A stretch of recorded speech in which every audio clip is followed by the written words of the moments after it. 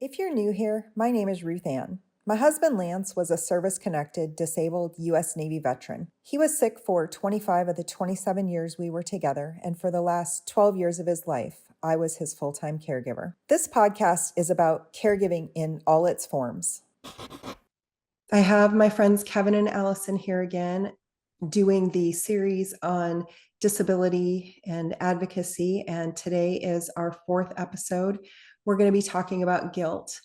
Guilt is something that I know a lot of caregivers deal with just in general, but today we're specifically going to be talking about the guilt that they carry as parents to a son with multiple disabilities, along with their two daughters who do not have disabilities, and the guilt that they carry in their relationship with each other too. So thanks for being here, Kevin and Allison.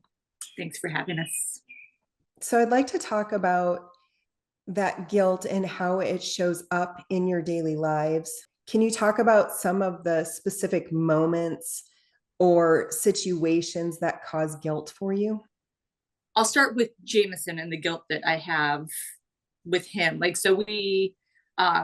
He is taking medications for like ADHD and some other medications. And we did not start doing that till he was in middle school. So I feel guilt on, should we have done it sooner? Are there other things that we should have done, prior to that? It wasn't that I was anti-medication, but I wanted to try to find other ways to work with him, and then feeling the guilt that we didn't do enough. Like with medication, should I have done that sooner? There are other times that I feel like, well, should we have taken him out more, done more things with him out and about? Like, would it have made him, more social, or should we have had, kind of forced social interactions on him? Would that have changed to how he interacts now? And then even moving from Idaho here, we had that community in Idaho. And again, we didn't know what the community would be like here. And then I feel guilt that, we had this great community and now we don't. And did that harm him? That sort of thing. Then we get into like the girls and things that I wish that we could do with them that we can't. We kind of spoke about that in previous episodes, but wanting to have them have these fulfilling lives, right, as well, but knowing that sometimes that is hindered by what we can do with Jameson or dividing and conquering. We're also, Kevin has an opportunity to do something next spring in England, and we're discussing how to do that. Either do we do it as a family? Do we do it, again, kind of divide and conquer?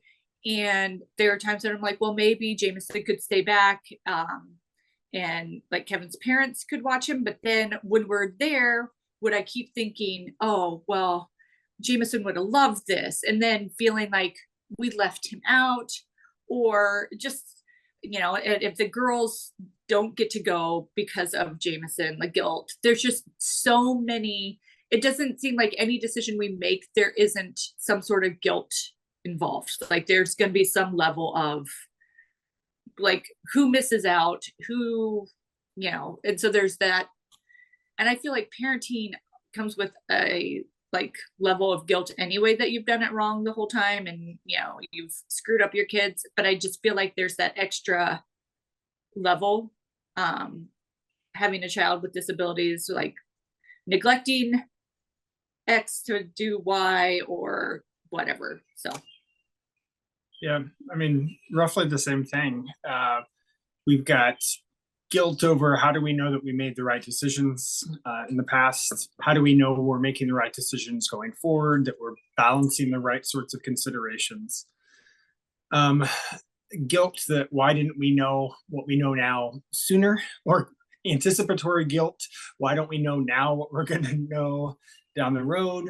There are some aspects of his therapy, say early on, that we look back on and we're like, oh, I wish we hadn't done that. So when we were in Idaho, we had a therapist that would come into our house, or a number of therapists that would come into our house. And because of the social interaction related to his autism, one of the things that they would work on is reciprocal communication. And we think that that's important. But there were times that they would have us encourage eye contact when somebody was talking to Jameson. And now that we realized that for at least many autistics, that is gets in the way of good communication. Paying attention, it can actually be painful, increase anxiety. We're like, oh shoot, we wish we hadn't done that kind of thing. So just basically everything that we've done, did we make the right choice? Were we doing enough? How can we do more given what little resources that we have in terms of time, energy, and everything else that's going on? Are these things that you're able to talk to your kids about, especially your girls? I have, and the thing is, they at times will say that they feel a little bit slighted here, or well, why can't, I mean, even early on, like Kevin was telling the funny story about Emmeline, like, when do I get my therapist? Even like little things like that, is they notice the differences and don't think it's fair. Like they have to do more chores than Jameson does, right? Well, why doesn't Jameson have to do chores to earn his screen time? And so then there's a lot of, I mean, and I get that you will have this with all kids, because even my girls are a little bit different, right? But I think they do see that they miss out on some stuff, especially the older they get. I think they are recognizing that they're missing out. They do talk to us about it, but I figure there's probably a lot of things that they keep, inside that they don't tell us. And that's probably why therapy would be a good option. I'm always an advocate for therapy. It helped me a lot while I was caring for Lance. Yeah. So how do you cope with those feelings of guilt? Do you have any strategies or mindsets that you have found that work for you? I'm not sure I do. A lot of sublimation, a lot of just trying to lay awake at night. I'm not trying to lay awake at night, but just succeeding in laying awake at night, thinking about all this kind of stuff. Coming up with strategies would itself take time, energy, that I don't know that we have. Yeah. And so there's a sense in which I've just learned to live with it. Well, and I think you have to tell yourself you are doing the best you can do with the information you have at the time, right? And I think we can second guess every decision in our lives if we needed to. So there's we did what we thought was best. So whether it was or not, that's another story. But I think a lot of times that's what I'm like, okay, I tried, like I got up, I did what I could do that day. And I tried. What would you tell another parent who is struggling with similar feelings of guilt? Because it's always easier to look at someone else's situation and see the amazing job that they're doing. I mean, I look at what y'all are doing and I can see how much you care for your children, how much you love them, and all of the sacrifices that you make, the things that you do. And I think it would be easy for me to say you shouldn't feel guilty. So if you're in that situation looking at another family who's dealing with this, what would you say to them? Do better than we figured out how to do, which isn't helpful. I think part of it is learning to know the people around you that you trust and try to, even when what they say, like what you just said, doesn't feel like enough, try to lean into it as much as possible, to say, these are the people that seem to know, seem to understand as best other folks can, and this is what they think, and they're good, smart, caring people, and so maybe they've got a more accurate view than we feel like we can at this time. And then I think therapy is a good thing. Like, so I am all about taking care of mental health sort of things. Now, how that manifests, I don't, is different for everybody, but mental health is important. I don't disagree with you there. Well, how do you remind yourselves of the love and care that you give to your family then when that guilt starts creeping in? I think sometimes our kids make us remember it. We have a pretty open relationship with all of our kids. We talk about, I think, pretty much everything. And we try to treat them as the kinds of people we want them to grow into. So we have conversations probably above some of their regular grade level. We have, but the ways in which they treat us in ways that remind us that they know we love them. And so even though Jameson was autistic, even though autistics are falsely known to not have emotional connection, to be cold, to not pick up on others' emotions, to not like physical touch, Jameson is the snuggliest, like lovingest kid towards us. And so the fact that he comes up every day and asks repeatedly for hugs, or sometimes what he says is, "Can I give you a hug?" And then he sort of backs into it. So it's clear that he's the one receiving the hug, not giving the hug. Asks us to lay down with him and snuggle with him every night, putting him to bed. Can I snuggle with you in your, all this kind of stuff. The fact that our kids feel this way, feel safe around us, I think is testament to they get that we're trying. Jameson, there are times that he actually, I feel like, picks up on our emotions better than even the girls do. Like if I'm upset, or he like will say things like, "Are you frustrated?" And I'm like, "No, I'm not frustrated," or "I'm just sad." He's like, "Can I give you a kiss to make it better?" And so he will come up but he can tell, even with the girls, he can tell when they're faking it, like fake crying or fake mad or fake something versus like really injured. Cause he used to laugh when they would get hurt, which sounds bad, but like, Unless they were really hurt. Like, so if they fell and like, they were, especially when they were younger and they would cry, he would just kind of like giggle at them. He could just tell the fake like emotions versus the ones where they're really hurt. And then when they were really hurt, he would cry too. Like he would feel like that for them. So I feel like he is very in tune with his emotions. But we talked a little bit about how sometimes the girls feel left out of certain activities, or that we treat him differently. We can't have him do certain chores independently that we expect them to do, even though they're younger. But when Emmeline switched from her previous school to Jameson's school, since I drive her to school every day. And I think almost every day, I bet 95% of the school days, we get a picture of the two of them walking in together. And so I don't think that they talk a whole lot at school, because I just don't think that they see each other. But it's clear that they value him, and that they'll stick up for him and to make sure that stuff is going well. So the love that we have for him, they've picked up on, and I suspect that they understand that we've got a similar love for them. Yeah. Emmeline will go have lunch with him sometimes. So I think sometimes Jameson can be heard in the halls when he is frustrated, and she is in a similar hallway as he is. And so if she hears him, she will like go in and like be with him, when he's having a hard day. So. She's had a couple of tardies that when we asked her about it, it was, well, Jameson was having a hard time walking down the hall. So I walked him to his classroom. And by the time I got to mine, it was late. And we're like, nope, perfect. Yep. We don't care that you're tardy.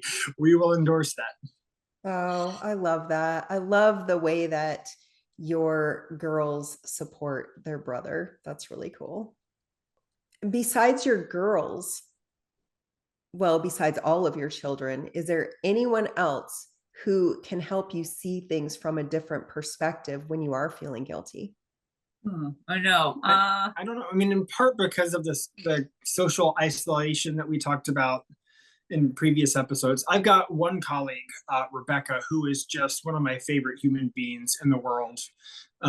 Numerous children of her own that are older than ours. She's not had to parent the same kind of life situations that we have, but she is just really attuned to stuff. And so sometimes when I talk to her, I feel like she can help me give that unbalanced perspective that sometimes I'm not able to give myself. But we don't have like weekly conversations about parenting or anything like that. So I don't know that we have many folks in our day-to-day life that. And maybe social media posts, because like we're fairly open on social media about things that we struggle with and things like that. And oftentimes people are very kind or uplifting on situations there. But like that's the only other time I could think, or like who we go to. Yeah. And we do get a fair bit of support from friends that we know via social media. But it's hard for that to translate into day-to-day assistance or more productive help. Well, what's one thing that you wish other people understood about the guilt that caregivers feel and carry? Well, it's interesting because like the guilt isn't just like we talked about guilt for our kids and that we have and that they have toward all this stuff, but like I also feel guilty that sometimes I can't be a better friend, or I can't be a better like talking to my siblings and stuff like that. There are times that I feel guilty about that as well. So but sometimes like that guilt can be overwhelming and almost snowball into it almost becomes this cycle of I feel guilty because I haven't been talking to you, but it makes me not want to talk to you because I feel guilty about it. So it's this big cycle of like it just continues. So like I want people to know that like if I'm not reaching out, it's not because I don't want to, but sometimes it's I feel so guilty that I haven't, that I just don't. And so it's just this big cycle of guilt that keeps me like from reaching out to people, I guess. Yeah. And even though we are fairly open with folks, sometimes there are struggles that we're going through that we don't share, that they don't know about. So sometimes the lack of initiation on our part could be the snowball effect that Allison was talking about, or it could just be that there's this other thing that we're going through that we haven't shared with folks. Or it could just be exhaustion because all of this just adds up over time. And so our silence or our withdrawal isn't intended to be hurtful, and it might actually be indicative that we need more from folks. But we're doing as best we know how to do with our resources, and always feel stretched too thin for expertise, time, emotional energy, everything. Yeah. I remember that from my days of caregiving. It's hard to find that balance. It really is. Yeah. Well, when we had this conversation about doing these episodes, you did talk a little bit about the guilt that you feel about your not being able to have the marriage or the relationship that maybe other couples have. Is that something that you would want to talk about? Sure. Where to start there? I actually think we have a fairly strong relationship, but we don't get to go on a lot of dates. We don't get to, in fact, I don't know the last time we went out, just you and me. But one thing we do is like every day at dinner, after dinner, we feed and walk the dog, which sounds very mundane. But when we're walking, it's like we catch up on everything that happened that day, talk about what's coming up the next days. Oh, this is going on in my life. This is going on, like, so I feel like we have that connection there. We almost always go to bed around the same time. We get up the same time. Mostly you get up a little earlier and I go to bed a little later, but we're always in bed at the same time. So I think and I don't know if we consciously made that decision to do that, like have that time, but I feel like that's something that I enjoy, except when it's raining. I don't walk the dog when it's raining. And we do more of it on the weekends. So even like I get up, I get coffee going, I get the first two kids up, feed and walk the dog while they're eating breakfast. The kids are up eating breakfast. Allison's helping them start getting dressed. Usually I'm at work, so she does the lunchtime walk for Oliver. But on the weekends, we often do 2 or 3 a day together. Yeah. We don't do this as much anymore, but for a while, we're trying to exercise together, we would go to the gym together, and not that like we're there like holding hands while we're lifting the weights, but just so that we were doing stuff together. Yeah. We don't have that much time for TV. I mean, we used to watch shows together, and now I'll usually fall asleep in like the first 10 minutes of climbing in bed once I get the last kid in bed, just because I'm exhausted from the day. So even when we do watch a show, he usually falls asleep halfway through and then has to watch it on his own to catch up later. But yeah, we haven't even done that in a while. I do want to finish that show, but Yeah. that's another thing altogether. But and then we try to do things like on the weekends or at other times to at least not have our lives running parallel to each other. So I'll often say I hate having to cook, but I like cooking. And so we each take a certain, sort of the primary cooking role for certain dinners. But like on a Friday night, or we often do pizza on Friday night, but like on a Saturday, nights, yeah, or something like that, we'll often cook together so that we can meal prep together and we can chat while we're dicing up cucumbers. Summer's a little bit easier because we're not like taking the kids all over the place, so we get to eat meals together. And most of the time we do eat most of our meals together, even in like during the busy times of our year. Like maybe a kid will be missing, but like we're usually there together. So yep. And in the summer it's a little bit easier after we walk the dog to sit on the back porch and have a glass of wine, listen to her audiobooks next to each other, or she, does something while I'm trying to read for work or whatever. Yeah. So it sounds like despite everything, all of the challenges that you face, you still do your best to make time for each other. And I think that's amazing. We try, but as with the earlier stuff, there's always the guilt.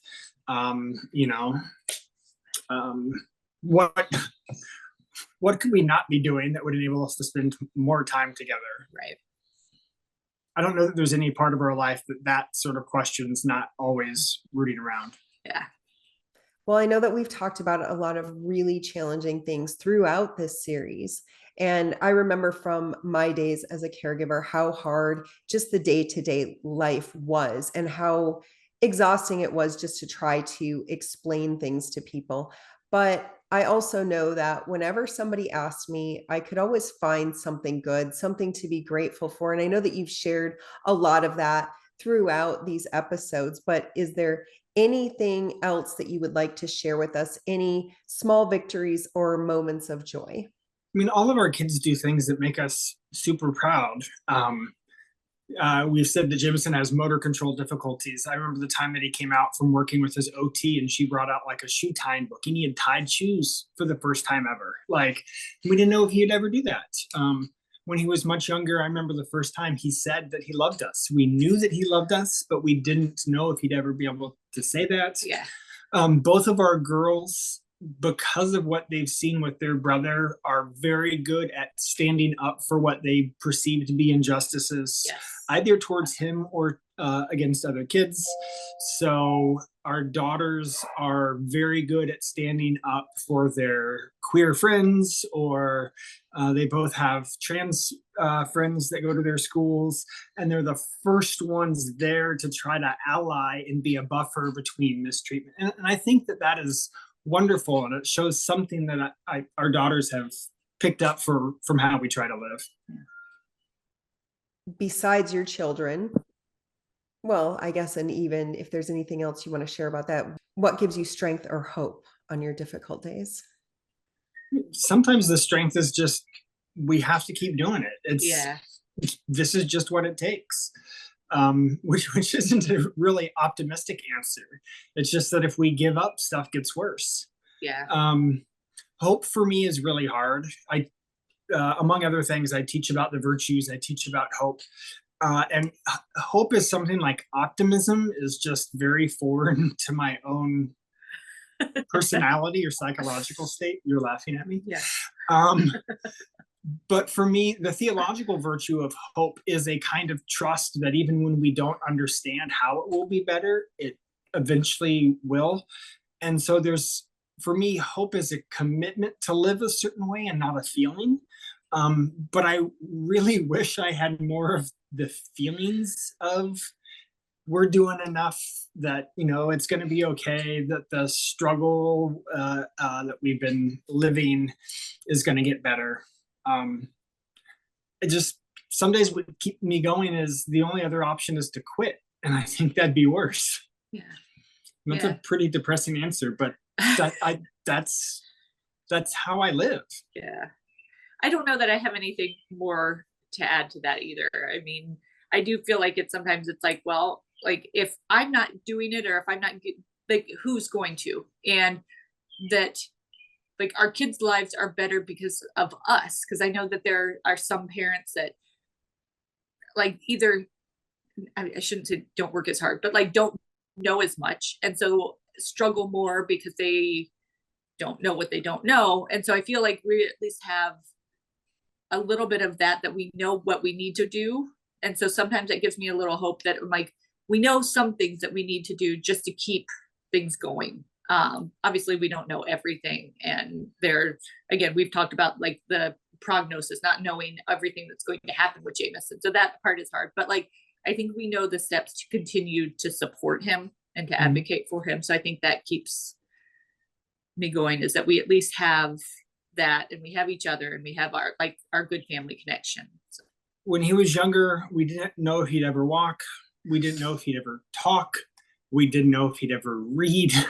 We didn't know, like, there's so many things. And because we have worked so hard with and for him, and he's done all these things, that we keep pushing schools to be more committed to him, to not just lowball him, to not just let day-to-day schooling become babysitting, to actually do, because we've seen how far he's come. And because we've had these little victories, I think that helps. I mean, we've also had setbacks, but I feel like we get these little victories that just keep pushing us forward. Because I think if we continue to get like setback after setback, that would be really hard. But I do feel like we've worked hard to get some of the little victories that we've gotten, and I think that is something that keeps me going too. And we've had a lot. We've also, as Allison said, had a lot of setbacks, and some of those have been really big, and some of those we haven't talked about. And it is easy for it to spiral into, I should have done more, I could have done. I absolutely love the last part of Schindler's List, one of my favorite movies.